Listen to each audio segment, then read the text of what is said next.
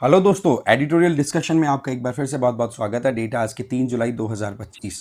देख लेते हैं आज के हमारे कौन कौन से इंपॉर्टेंट आर्टिकल्स है जो हम देखने वाले हैं। देखो, पहला तो आर्टिकल रहेगा इंडिया की फॉरेन पॉलिसी को लेकर के कि कैसे हमें आज के टाइम पे ब्रिक्स और कॉड दोनों ग्रुपिंग से ज़्यादा कुछ मिल नहीं रहा, तो ऐसे हमें हमें क्या अप्रोच लेकर के आगे चलना चाहिए, पूरा डिस्कस करेंगे। दूसरा हम आर्टिकल डिस्कस करेंगे that will be related to India as AI leader. Artificial intelligence को लेकर के इंडिया में हम लोकली क्या कर रहे हैं और ग्लोबली क्या कर रहे हैं, क्या चैलेंजेस हैं, उनको कैसे टैकल किया जा सकता है, पूरा डिटेल में समझेंगे। तो चलिए स्टार्ट करते हैं। फर्स्ट आर्टिकल है that is beyond BRICS and Quad. आप आईआर के इस पर्टिकुलर टॉपिक जीएस पेपर 2 से आप कनेक्ट कर सकते हैं। सी राजा मोहन जी के द्वारा लिखा हुआ आर्टिकल है। प्राइम मिनिस्टर मोदी अभी आपको पता है मल्टीनेशन टूर के लिए निकल चुके हैं, दो कॉन्टिनेंट्स पर्टिकुलरली, एक तो अफ्रीका, फिर उसके बाद में साउथ अमेरिका, जहां पर आप देखोगे ग्लोबल साउथ का बहुत बड़ा हिस्सा वहां से बिलोंग करता है, तो वहां की विजिट होगी। फिर मेन टारगेट रहेगा ब्राजील में ब्रिक्स की जो समिट होने वाली है, एनुअल मीटिंग, उसको अटेंड करना। इससे पहले क्या होगा कि साउथ अमेरिका का ही एक और कंट्री दैट इज अर्जेंटीना, वहां की विजिट भी होने वाली है। और आपको ध्यान होगा कि अर्जेंटीना ने पहले ब्रिक्स को ज्वाइन करने के लिए यस कहा था और फिर उसके बाद में नो कह दिया था। तो ऐसे में अर्जेंटीना के साथ में एंगेजमेंट भी हमारे लिए बहुत इंपॉर्टेंट है। बाकी कैरेबियन आइलैंड्स की बात करें तो वहां पर ट्रिनिडाड टोबैगो की विजिट होगी। इसी बीच में अगर देखें तो अफ्रीका में घाना और नामीबिया में भी प्राइम मिनिस्टर मोदी होते हुए आगे जाएंगे। तो ये अपने आप में मल्टीनेशनल विजिट है। यहां पर इंडिया कोई एक्सपेंसिव आइडियोलॉजिकल एम्बिशन लेकर के नहीं चल रहा है। यहां पर हम खुद अपने इंटरेस्ट को प्रोटेक्ट करने की कोशिश कर रहे हैं। सीधी बात है, वर्ल्ड ऑर्डर बहुत ही ज़्यादा टर्बुलेंट है। कहीं पर कॉन्फ्लिक्ट चल रहे हैं, चाहे वो रशिया यूक्रेन हो, इजराइल यूएस और ईरान का हो, राइट। इसी तरीके से चाइना का जो एग्रेशन है वो हम कैसे इग्नोर कर सकते हैं। सिचुएशन बड़ी एक तरीके से ट्रिकी बनी हुई है, बट यस, हमें हमारे इंटरेस्ट को प्रोटेक्ट करने के लिए फिर लाइक माइंडेड कंट्रीज के साथ एंगेज करना जरूरी है। और उसमें हमारा मेन फोकस होना चाहिए डेवलपिंग वर्ल्ड पे, ठीक है, जो हमारी सोच को समझ सके कि हम क्या चाहते हैं। ऐसे में ब्रिक्स की बात करें तो आज के समय में क्या ब्रिक्स इतना इफेक्टिव है? अगर होता तो एक सवाल उठता है कि जिस तरीके से यूएस और इजराइल ने मिलकर के ईरान पर अटैक किया, तो उस टाइम पर ब्रिक्स के जो मेंबर्स थे, चाहे वो रशिया हो या फिर चाइना, उन्होंने ब्रिक्स के एक और मेंबर ईरान को प्रोटेक्ट करने के लिए कदम क्यों नहीं उठाए? भाई सीधी बात है, आप पैसों की बात बड़ी अच्छे से कर लेते हो, but fact of the matter is कि जब कॉन्फ्लिक्ट हो रहा है तो उस टाइम पर आप डिफेंड करने के लिए नहीं जा रहे हो या किसी भी तरीके का सपोर्ट आप ओपनली नहीं दे पा रहे हो। तो ऐसे सिचुएशन में कहीं ना कहीं सवाल उठते हैं फिर ऐसे ग्रुपिंग के ऊपर। आज देखें तो ब्रिक्स में खुद में एक तरीके से फैक्शंस में डिवीजन देखा जा रहा है, जिसमें एक तरफ चाइना है तो दूसरी तरफ इंडिया दिखाई पड़ता है। ये कॉन्ट्राडिक्शन ब्रिक्स की जो एक आइडिया थी कि भाई ये तो वेस्टर्न वर्ल्ड ऑर्डर को बहुत हद तक चैलेंज करने वाला एक बढ़िया इंस्टीट्यूट तैयार हो गया, वो भी कहीं ना कहीं धूमिल हो गई है। अर्जेंटीना के प्रेसिडेंट जेवियर मिली, ये ब्रिक्स के लिए मैंने बताया कि इन्होंने इसीलिए मोर और लेस मना कर दिया। तो ऐसी परिस्थितियों में ब्रिक्स आज के टाइम पर उतना ज्यादा कोई अट्रैक्टिव पॉइंट बन के नहीं दिखाई पड़ रहा है जितना कि सोचा गया था 2000s के टाइम पे कि यार ये तो जो ग्रुप है ना, ये दुनिया में एक नया ही ऑर्डर क्रिएट कर देगा। तो वो चीजें बहुत हद तक डाइल्यूट हो रही हैं। यूएस प्रेसिडेंट डोनाल्ड ट्रंप अगर देखें तो उनकी फॉरेन पॉलिसी पूरी की पूरी अपसाइड डाउन कर दी है यूएसए में। और यूएसए में तो जैसे ही रिजीम चेंज होता है तो सबसे पहले तो फॉरेन पॉलिसी पे ही सीधा असर देखने को मिलता है, और शायद इतना ड्रास्टिक चेंज तो किसी और देश में नहीं होता है। पूरे ग्लोबल ऑर्डर के ऊपर इसका पूरा असर भी पड़ रहा है। हमें यहां पर देखना होगा बिल्कुल प्रैक्टिकल अप्रोच में, जिसमें हम इंटरनेशनली एक इस वे में एंगेज करें जिसके चलते हम इकोनॉमिकली और पॉलिटिकली अपॉर्चुनिटीज को खुद को एक तरीके से स्ट्रॉन्ग करते हुए ग्रैब करते चले जाएं, राइट। इसके अलावा हमें इन चीजों पर भी ध्यान देना होगा कि अगर बाहर से अगर आप फॉरेन रिलेशंस में अपने आप को स्ट्रांगली पोजीशन करना चाहते हो तो हमें खुद को घर में भी स्ट्रांग एनफ होना होगा। इसमें तो आपको डाउट होना नहीं चाहिए, बट वही बात है, अनसर्टेन वर्ल्ड है। तो ऐसे में हम नेशनल रेजिलियंस पे काम करें, हम खुद को अंदर से स्ट्रांग बनाए, खुद की क्षमता इतनी हो कि हम जो चाहें वो डिसीजन ले सकें। तो ये ज़्यादा इंपॉर्टेंट है बजाय कि दूसरे देशों पे हम रिलाई करें। और ये फैक्ट है, आज यूएसए कहीं पर अपनी बात रखता है तो उसकी बात को क्यों सुना जाता है? क्योंकि वो इंटरनली बहुत स्ट्रांग है। ऐसी सिचुएशन में हमें हमारे लिए भी प्रैक्टिकल यही अप्रोच बनती है कि हम खुद से इंटरनली स्ट्रांग बने। अब देखो, पिछले दशक की अगर बात करें, जब से prime minister Modi prime minister बने हैं तब से ब्रिक्स और कोड, ये दो ऐसी ग्रुपिंग्स है जो बहुत हाईलाइटेड रही हैं। और सबसे इंटरेस्टिंग चीज क्या है, कॉड के अंदर चाइना को कंटेन करने का काम किया गया है अगर हम फौरी तौर पे देखें, और ब्रिक्स में ज्यादा टारगेट किया गया है वेस्टर्न वर्ल्ड ऑर्डर जिसमें यूएसए लीड करता है उसको काउंटर करने का, और दोनों में इंडिया पार्टिसिपेट करता है ना। तो ऐसे सिचुएशन में इंडिया के लिए ये पाथ वैसे ही बड़ा मुश्किल भरा रहा। पर हाँ, ये बात सच है कि जो हमारी डिप्लोमेटिक एंगेजमेंट का तरीका था कि हम मल्टीपोलर वर्ल्ड ऑर्डर चाहते हैं, तो उस पॉइंट ऑफ व्यू से हम दोनों ग्रुपिंग में एंगेज कर रहे हैं, तो वो एक अपने आप में इंडिया की फॉरेन पॉलिसी को क्लियरली स्टेट भी करता है, बताता भी है ना। प्राइम मिनिस्टर मोदी की बात करें तो जब वो पहली बार प्राइम मिनिस्टर बने थे तो ब्रिक्स समिट उन्होंने रियो डी जेनेरियो में, अभी के टाइम पे अगर देखें, पहली भी इन्होंने ब्रिक्स की समिट जो अटेंड की थी वो ब्राजील में की थी, फोर्टलेजा में, है ना। और अभी जो है ब्रिक्स की ये समिट ऑर्गेनाइज ब्राजील कर रहा है रियो डी जेनेरियो में, तो यहां तो प्राइम मिनिस्टर जा रहे हैं, और कॉर्ड की मीटिंग को अटेंड करने के लिए, कॉर्ड की क्या है, फॉरेन मिनिस्टर्स की मीटिंग है, तो हमारे एक्सटर्नल अफेयर मिनिस्टर जा रहे हैं। तो दो ध्रुवों की तरफ हमारे दोनों लीडर्स अलग अलग देशों में जाकर के पार्टिसिपेट करेंगे। अब यहां पर जो हम एक मल्टी अलाइनमेंट स्ट्रेटेजी लेकर के चलते हैं वो तो साबित होती हुई दिखाई पड़ रही है कि दो अलग अलग आइडिया पे चलने वाले ग्रुप्स में हम एंगेज कर रहे हैं at the same time, right. तो ऐसी परिस्थितियों में उसकी हमें चैलेंजेस का भी सामना करना पड़ेगा। भाई सीधी बात है, चाइना के साथ एंगेज करोगे तो यूएसए वाला एंगल भी अड़ता है, और यूएसए के साथ एंगेज करेंगे तो चाइना वाला भी आएगा। जब प्राइम मिनिस्टर मोदी पहली बार फॉरेन विजिट पे गए थे तो वो ब्रिक्स की ही विजिट थी, और वो भी फोर्टलेजा ब्राजील में हुई थी जुलाई 2014 में। उस टाइम पर हमारा टारगेट था कि रशिया के साथ में हम हमारी एंगेजमेंट राइज करेंगे, और ज्यादा जो टाइज हैं उनको और डीपन करेंगे और ज्यादा स्ट्रांग बनाएंगे। चाइना के साथ में हमारी एंगेजमेंट को एक्सपेंड करेंगे, क्योंकि चाइना के साथ में उस टाइम पर इतना इशू हुआ नहीं। बट उसी के कुछ समय बाद में प्राइम मिनिस्टर मोदी फिर वॉशिंगटन की विजिट पे भी गए थे। इसका मतलब हमारी फॉरेन पॉलिसी में एक चीज तो क्लियर आ गई थी कि हम जो मेजर पावर्स हैं उनके साथ में एक्टिवली एंगेज करेंगे जब कभी भी इंटरनेशनल रिलेशन की बात आएगी। ऐसी परिस्थितियों में आज तक पूरे 11 से 12 साल बीत चुके हैं। क्या एक फॉरेन पॉलिसी बड़ी आसान रही? नहीं, लीनियर नहीं भाई, अप्स एंड डाउन्स बहुत सारे आए हैं।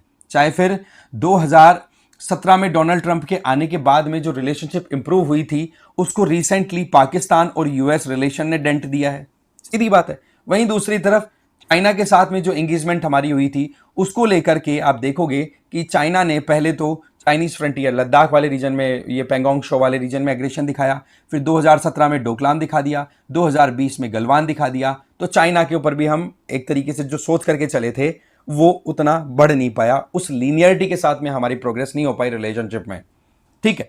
तो ऑप्टिमिज्म जो था वो मोर और लेस धीरे धीरे विद द टाइम डाइल्यूट होता चला गया। और आज की सिचुएशन क्या है कि यूएसए जो पाकिस्तान के साथ एंगेज कर रहा है वहां पर यूएसए वाला पार्टिसिपेशन इतना ज्यादा परेशान हमें नहीं कर रहा है जितना कि चाइना पाकिस्तान के साथ जो एंगेजमेंट हो रहा है, राइट।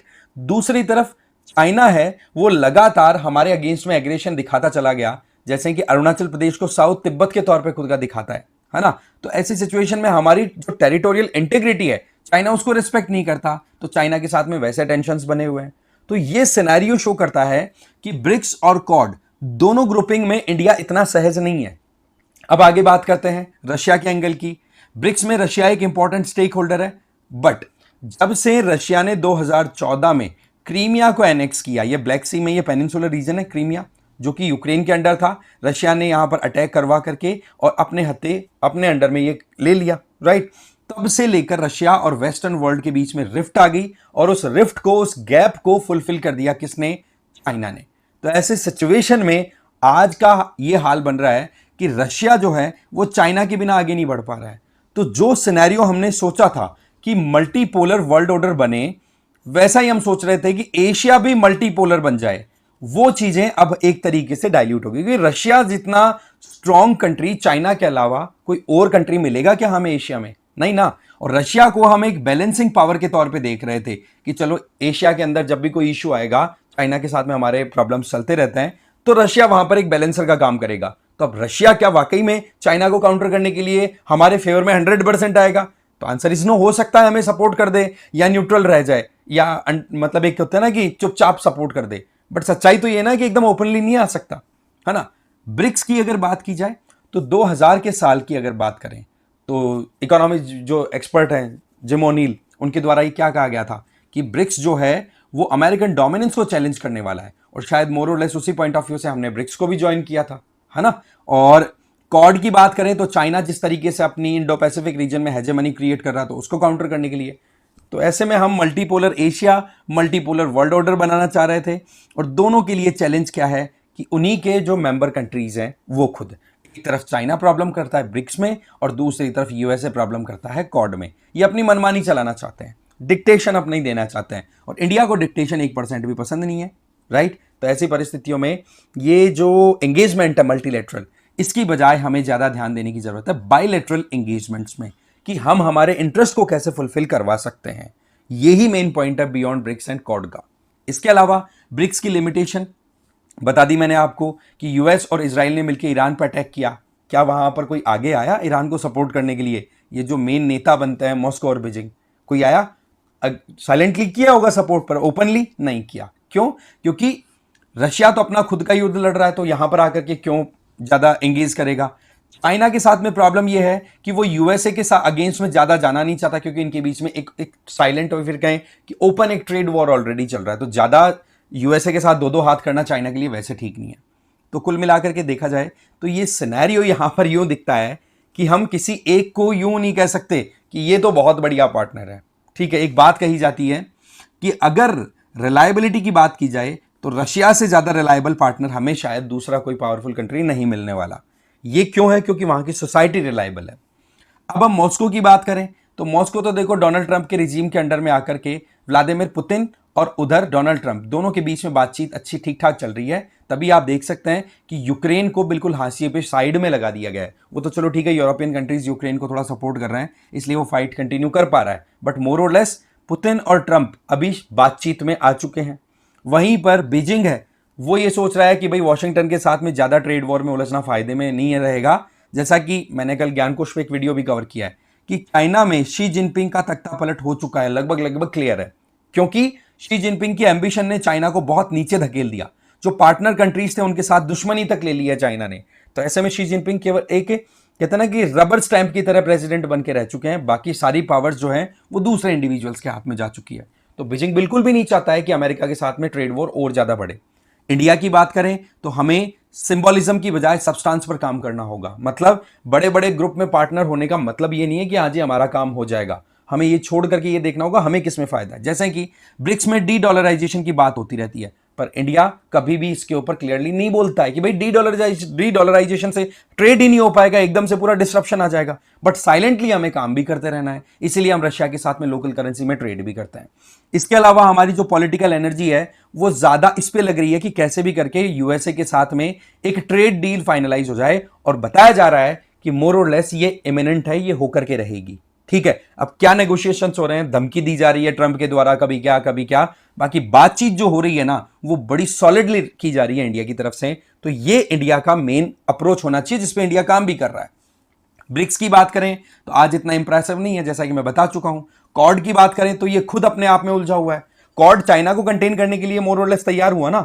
आप क्या देखते हो कि ट्रंप ने अमेरिका फर्स्ट का जो आइडिया दिया है वो, और दूसरा ट्रंप का ये कहना है कि जो भी अलाई कंट्रीज हैं जो यूएसए पे डिपेंडेंट है, for example south Korea, Australia, Japan, इनको ये कहा है कि भाई आपकी जितनी जीडीपी है ना उसका 3% के लगभग आप खर्च करो अपने डिफेंस पे।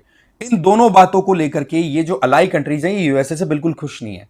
डोनाल्ड ट्रंप ट्रेड फर्स्ट की पहले बात करते हैं कि भाई पहले धंधा करो फिर बाद में बातचीत होगी। इसके चलते फिर यूएसए के जो अलाइज हैं वो दूर होते हुए दिखाई पड़ रहे हैं, या फिर कहते हैं कि यार इस आदमी पे विश्वास करना ठीक नहीं है। तो ट्रंप और दूसरी तो ट्रंप का ये अपने अलाइज के साथ मामला बिगड़ गया, तो कॉर्ड वैसे कमजोर हो गया, क्योंकि कॉर्ड में आपको पता है ऑस्ट्रेलिया और जापान जैसे कंट्रीज पार्टिसिपेट करते हैं।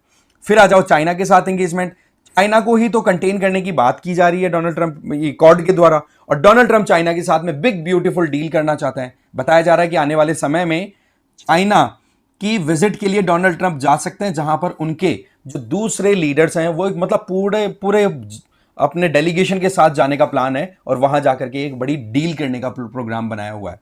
ठीक है, और रिसेंट टाइम में जिस तरीके से यूएस और चाइनीज ऑफिशियल्स की मीटिंग हुई है जिनेवा और लंदन में, ये सीधा इशारा कर रही है कि यूएस और चाइना के बीच में बहुत ही बड़ा एक ट्रेड डील होने का स्कोप है। तो ये चीजें क्या है भाई, कोई किसी का सगा नहीं है, आप अपने इंटरेस्ट के अकॉर्डिंग देखो। ये बात ठीक है कि यूएस एडमिनिस्ट्रेशन में चाइनीज हॉक्स बैठे हैं, चाइना हॉक्स मतलब जो लोग चाइना को पसंद नहीं करते, चाइना से डील करेंगे तो वो बड़ी हार्ड टर्म्स एंड कंडीशन पे करेंगे। बट जिस तरीके की एंगेजमेंट यहां पर दिखाई पड़ रही है, वहां पर सीधी बात है, हमें हमारे खुद के इंटरेस्ट को ध्यान देख करके ही करने की जरूरत है। जैसे कि इंडिया की अगर बात करें तो मैं ऑलरेडी बता चुका हूं, पाकिस्तान के साथ में जिस तरीके से यूएसए आया है ऑपरेशन सिंदूर के दौरान या बाद में, तो वो चीजें नो डाउट हमारे लिए बड़ी डिस्टर्बिंग रही।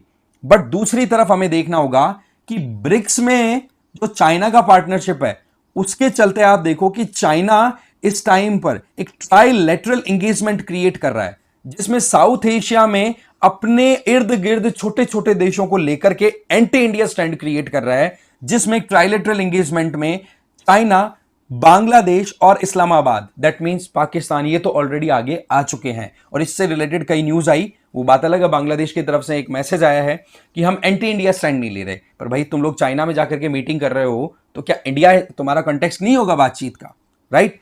तो ये चीजें शो करती हैं कि कैसे हमें काउंटर करने की तैयारियां की जा रही है और कैसे हम इन बड़ी पावर्स पे कंप्लीटली रिलाई नहीं कर सकते।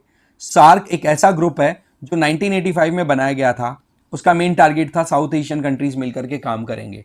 बट इंडिया और पाकिस्तान के कॉन्फ्लिक्ट्स के चलते ये मोर और लेस बिल्कुल ठंडे बस्ते में जा चुका है। तो अब चाइना क्या कर रहा है, silently anti India grouping, regional grouping तैयार कर रहा है, जिसमें छोटे छोटे कंट्रीज जो हैं वो साथ में जा रहे हैं, जिसमें बांग्लादेश और पाकिस्तान तो मोर और लेस बिके हुए हैं। बाकी दूसरे देशों में भी अपनी तरफ से पूरी कोशिश की जा रही है, जैसे नेपाल का भी कई बार आता है। श्रीलंका तो देखो थोड़ा सुधर गया है। मॉलडीव्स के पास में ये देखो छोटी छोटी इकोनॉमीज है। पर सच बात क्या है, ज्योग्राफिकली अगर देखा जाए तो इंडिया जितना स्ट्रांग कोई स्टेक होल्डर हो सकता है क्या साउथ एशिया में, वो तब तक स्ट्रांग रहेगा जब तक हम इंटरनली स्ट्रांग बने रहेंगे। तो इंडिया को इंटरनली हमें स्ट्रांग बनाने की जरूरत है, राइट? साथ ही साथ बीजिंग जो है वो अर्जेंटीना, ब्राजील, घाना और नामीबिया, इन कंट्रीज में अपनी एंगेजमेंट लगातार बढ़ा रहा है। और आप ध्यान दें, शुरुआत में हमने देखा था कि पीएम मोदी भी इन्हीं कंट्रीज की विजिट पे जा रहे हैं। तो हमें हमारे इंटरेस्ट को ध्यान रख करके काम करना होगा। हमें ट्रेड, टेक्नोलॉजी और डिफेंस वाले एस्पेक्ट में हमारी पार्टनरशिप को एक्सपेंड करना होगा डेवलपिंग कंट्रीज के साथ। आइडियोलॉजीज में पढ़ने से कोई सेंस नहीं है, हमें हमारे खुद के इंटरेस्ट को देखना होगा। दुनियादारी बिल्कुल अनिश्चितता के दौर में चल रही है, हमें हमारे देश में इकोनॉमिक रिफॉर्म्स लाने की जरूरत है, जिससे कि हम और इकोनॉमिकली स्ट्रांग बन सके। डोमेस्टिकली हमें पॉलिटिकली यूनाइटेड रहने की जरूरत है, जिससे कि कोई दूसरा डिसइंफॉर्मेशन या मिस इंफॉर्मेशन फैला करके प्रॉब्लम क्रिएट ना करे इंटरनली। और हमारी जो साउथ एशियन सब कॉन्टिनेंट में, इंडियन सब कॉन्टिनेंट में जो लीडरशिप रोल था, उसे हमें रिक्लेम करना होगा। हमें उस इंफीरियोरिटी कॉम्प्लेक्स से नहीं डरना चाहिए कि भाई इंडिया तो बिग ब्रदर का रोल प्ले करता है। अरे भाई, यहां पर अगर छोटे कंट्रीज जाकर के अगेंस्ट इंडिया जाएंगे तो ऐसी परिस्थितियों में हमें हमारे इंटरेस्ट के अकॉर्डिंग काम करना होगा। ज्यादा इंफीरियरिटी और गिल्ट में रहने की जरूरत नहीं है। और टाइज को हमें और ज्यादा स्ट्रेंथन करने की जरूरत है, स्पेसिफिकली डेवलपिंग कंट्रीज के साथ में, जो कि इंडिया जैसी बातें करते हैं और अपनी खुद की ग्रोथ को इंश्योर करना चाहते हैं अपने अपने एरियाज में। For example Brazil, Argentina, right? तो ये एक आर्टिकल था। दूसरा, एआई को लेकर के कि हमारे यहां पर एक स्ट्रेटेजी की कमी है। नो डाउट हमारे पास में आर्टिफिशियल इंटेलिजेंस का मिशन है, पर मिशन में तो आपके पास में कुछ चीजें क्लियर होती है तब आप काम कर पाते हो। बट जब आपके पास में थॉट प्रोसेस डेवलप करना है, कैसे हम काम कर सकते हैं एआई को लेकर के, कैसे हम वर्ल्ड लीडर बन सकते हैं, तो उसके लिए सिंपल है कि हमारे पास में एक नेशनल स्ट्रेटेजी होनी चाहिए, जिसके इर्द गिर्द हम काम कर सके और जो टारगेट्स हैं वो अचीव कर सके। तो रुचि शर्मा जी के द्वारा लिखा हुआ आर्टिकल है। तो यहां पर पॉइंट है कि हमारे पास में हमने अनाउंस कर दिया है कि हम एआई को लीड करेंगे गवर्नेंस पॉइंट ऑफ व्यू से, कि कैसे रेगुलेट किया जाता है, कैसे प्रमोट किया जाता है एआई बेस्ड इंफ्रास्ट्रक्चर और सिस्टम्स को।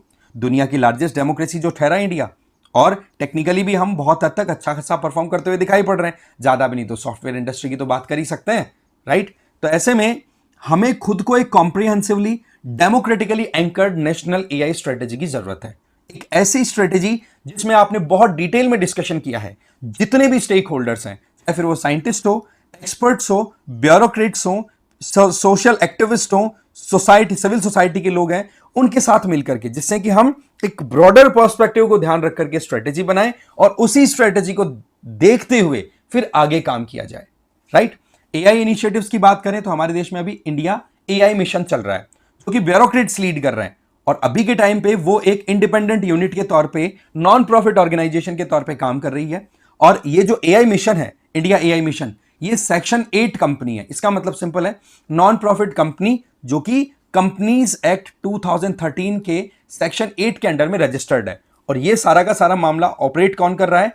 Under the ambit of ministry of electronics and information technology, MeitY के अंडर में ये सारा चल रहा है। बट अगेन वही बात कि क्या स्ट्रेटेजी को मिशन सब्स्टिट्यूट कर सकता है? नहीं। मिशन तब सफल होते हैं जब आपकी प्रायोरिटीज बिल्कुल क्लियर है। क्या आपके पास में प्रायोरिटीज क्लियर है? क्या आप करना चाहते हैं, क्या नहीं? तो उसके लिए हमें पहले स्ट्रेटेजी पे काम करना होगा।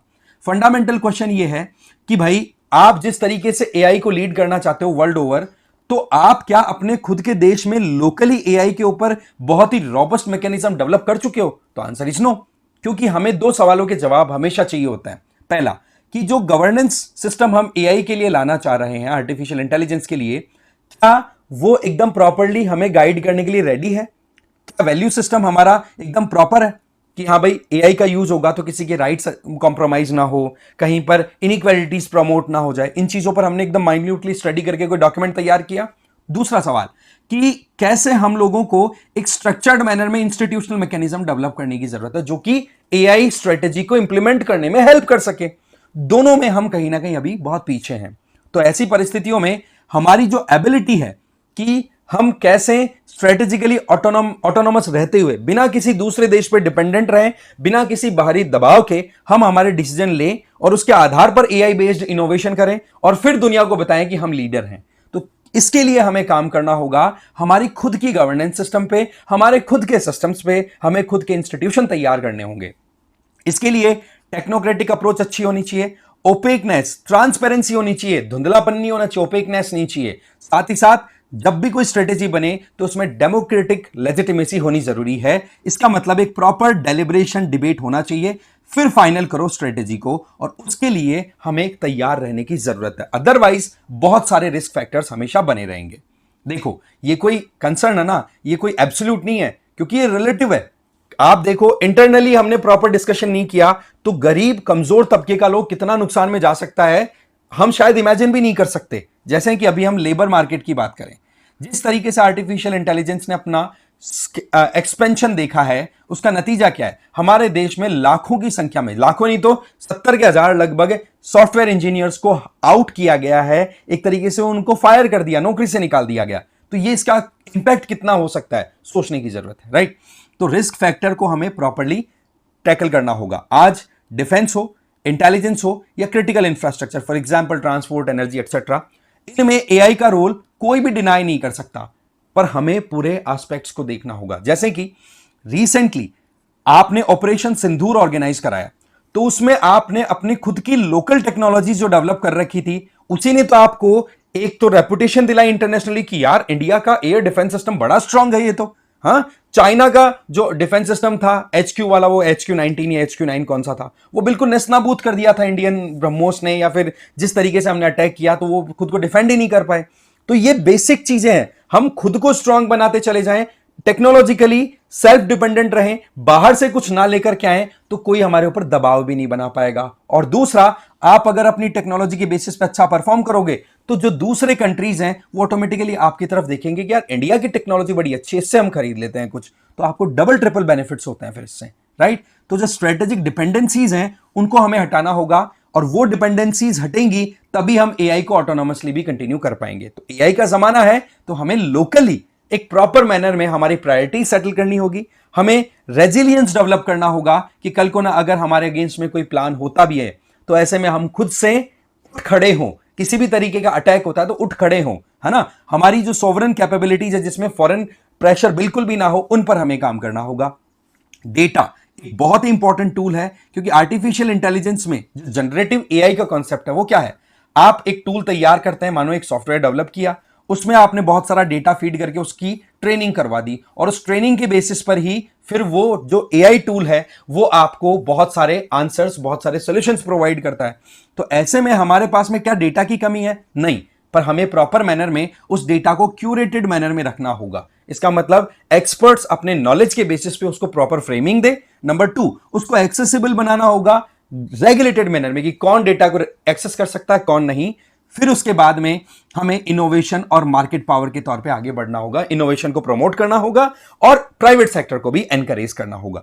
इस तरीके से हमें काम करना है। डेटा की कमी नहीं है इंडिया के पास में, आज वर्ल्ड की लार्जेस्ट पॉपुलेशन वाले कंट्री हैं हम, हमारे पास में क्या डेटा की कमी होगी? बट अगेन पॉलिसीज जो कुछ भी बने वो डेमोक्रेटिकली गवर्नमेंट, एक प्रॉपर फ्रेमवर्क होना चाहिए भाई, बातचीत होकर के। ऐसा नहीं हो कि वहां पर केवल प्राइवेट सेक्टर को ला करके कॉर्पोरेटाइजेशन ही कर दो कंप्लीट, नहीं।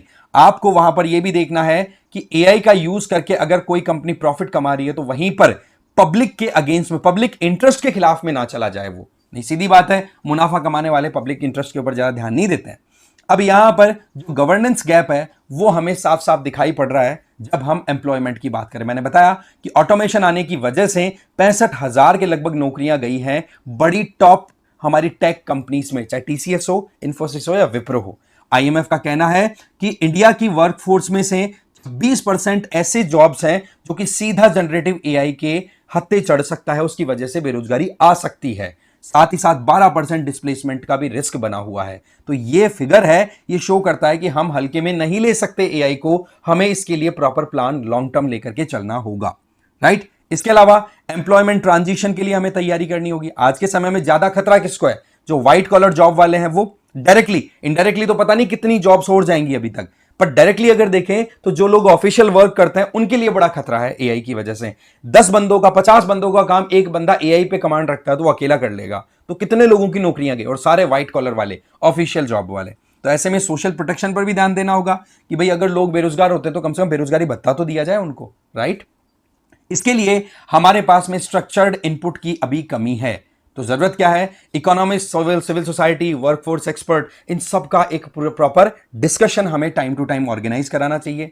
इसके अलावा एआई बेस्ड जिस तरीके से सिस्टम को हम एक्सपेंड करेंगे तो मान के चलो एनर्जी डिमांड भी बढ़ेगी। जैसे कि इंटरनेशनल एनर्जी एजेंसी ने तो साफ साफ कह दिया कि 2030 तक ग्लोबल डेटा में जो एनर्जी रिक्वायरमेंट है, इलेक्ट्रिसिटी रिक्वायरमेंट है, वो 2 गुना होने वाली है। अब आप समझ लो, हमारे देश में तो ऑलरेडी ब्लैकआउट्स देखने को मिलते हैं, हमारे यहां पर तो बिजली की कटौती होती है। दूसरा एक चीज कि इंडिया में जिस तरीके से जो सिटीज लगातार एआई हब के तौर पे, आईटी हब है, वही एआई हब में कन्वर्ट हो रहे हैं, चाहे बेंगलुरु ले लो, हैदराबाद ले लो, यहां पर तो लगातार वाटर स्ट्रेस देखा जा रहा है। आप कैसे सस्टेन कराओगे इन सिटीज को? ग्राउंड वाटर लेवल लगातार डिक्लाइन करता चला जा रहा है। तो एनर्जी, वाटर, ये बेसिक जो रिक्वायरमेंट है, इन पर भी हमें ध्यान देना होगा कि कितनी कॉस्ट हमें इनपुट में डालनी पड़ेगी, तब जाकर के रेजिलिएंट एआई इंफ्रास्ट्रक्चर हमारा डेवलप हो पाएगा, जो लॉन्ग टर्म तक हम सर्वाइव कर पाए इस पर्टिकुलर सेगमेंट में। एआई जो कि वर्क, एजुकेशन, सोशल कॉन्ट्रैक्ट, हर एक एस्पेक्ट में अपना रोल प्ले करने लग गया है। ऐसे में हमें लोगों को उसी तरीके से ट्रेंड रखना होगा। हम केवल और केवल मार्केट फोर्स पे नहीं छोड़ सकते हैं चीजों को, हमें सोचना होगा ब्रॉडर पर्सपेक्टिव में। हमारे लिए जरूरी है एक नेशनल डायलॉग ऑर्गेनाइज कराना, जिसमें अलग अलग स्टेक होल्डर्स पार्टिसिपेट करें और फिर उसके लिए प्लान तैयार हो। इसके लिए हमें सेंसिटिव डोमेन में काम करने वाले जो भी लोग हैं, जैसे हेल्थ केयर वाले, पुलिस वाले हो गए जो सिक्योरिटी इंश्योर करते हैं, वेलफेयर वाले, इन सब को साथ लेकर के चलना होगा। अदरवाइज अगर केवल एक्सपर्ट एक ही डोमेन के रहे तो वो केवल अपने प्रॉफिट और एक्सपेंशन पर दिमाग लगाएंगे। एक जो अकाउंटेबिलिटी वाला काम है, एक जो इनइक्वालिटी को खत्म करने वाला काम है, वो नहीं हो पाएगा फिर, ठीक है। तो हमें पब्लिक ट्रस्ट को ध्यान रखते हुए एआई पे काम करना होगा। आज हम इंटरनेशनली तो कहते हैं कि ग्लोबल साउथ जो है उसमें हम एआई के बेसिस पे जो भी इनिशिएटिव लिए जा रहे हैं, जैसे जीपीएआई है, ठीक है, ग्लोबल साउथ के हिसाब से हम ग्लोबल पार्टनरशिप में पार्टिसिपेट करना चाह रहे हैं, मतलब ग्लोबल पार्टनरशिप फॉर एआई, इसमें हम लीड करना चाह रहे हैं। तो हमें पहले लोकली खुद को स्ट्रांग एनफ बनाना होगा, और उसका तरीका क्या है कि भाई हमारे पास में प्रोएक्टिव, स्ट्रेटेजिक और कोऑर्डिनेटेड गवर्नेंस मैकेनिज्म होना चाहिए। अगेन रिपीटेशन हो रहा है, वही बातें, थीम वही है, एक प्रॉपर डिस्कशन के बेसिस पे, जहां पर आप कोई भी समाज के तबके को छोड़ो नहीं, जहां पर आप फ्यूचर ओरिएंटेड प्लानिंग कर सको, जहां पर आप कोई भी पॉलिसी बनाओ तो उसमें कोई कमी है तो उसकी जवाबदेहिता भी हो सके, और वो जो पॉलिसी है उसके ऊपर पब्लिक की तरफ से भी ओपिनियन लिए जाएं टाइम टू टाइम कि भाई क्या चेंजेस करने हैं, क्या नहीं। इसके लिए क्या हो सकता है? सबसे पहला काम, आपको कैबिनेट की तरफ से एक एआई स्ट्रेटेजी एंडोर्स करनी चाहिए, बनानी चाहिए, और वो रखो फिर पार्लियामेंट में, जिससे कि पार्लियामेंट में एक प्रॉपर हॉलिस्टिक डिबेट हो सके। नंबर 2, आपको एक पार्लियामेंट की डेडिकेटेड एआई स्टैंडिंग कमेटी बनाने की जरूरत है। AI and emerging technology basis पे एक परमानेंट आपको स्टैंडिंग कमेटी बना देनी चाहिए, जो कि सरकारी कोई भी काम हो रहा है एआई से रिलेटेड उसको ओवरसी कर सके, सरकार की अकाउंटेबिलिटी फिक्स कर सके और पब्लिक से कंसल्टेशन कर सके, जैसे कि जनरली हमारी दूसरी जो स्टैंडिंग कमिटीज करती हैं। तीसरा, हमारे यहां पर जरूरत है नेशनल इंपैक्ट बेसिस पर एआई ड्रिवन एम्प्लॉयमेंट डिसरप्शन पे इंपैक्ट क्या पड़ रहा है, मतलब एक कमीशन कॉन्स्टिट्यूट करो, एक कमीशन कॉन्स्टिट्यूट करो जो कि नेशनल इंपैक्ट को स्टडी करेगा कि भाई एआई की वजह से कितनी प्रॉब्लम आ रही है समाज में, फिर चाहे वो एम्प्लॉयमेंट बेसिस पे हो या कोई और एस्पेक्ट में, सोशल हो, इकोनॉमिकल हो, किसी भी तरीके से। तो ये 3 कदम तो हमें उठाने चाहिए। इनसे क्या होगा कि लोगों के जो रिप्रेजेंटेटिव्स हैं वो लोगों के इंटरेस्ट के लिए अपने आप ही बातचीत करेंगे और अपनी बात रखेंगे। तो समय है एक प्रॉपर कंसेंसस क्रिएट करने का, एक ऐसी इंस्टीट्यूशनल आर्किटेक्चर डेवलप करने का जो कि इंडिया को डोमेस्टिकली भी स्ट्रांग बनाए और इंटरनेशनली फिर उसी के आधार पर इंडिया खुद को एआई लीडर भी बोल सके।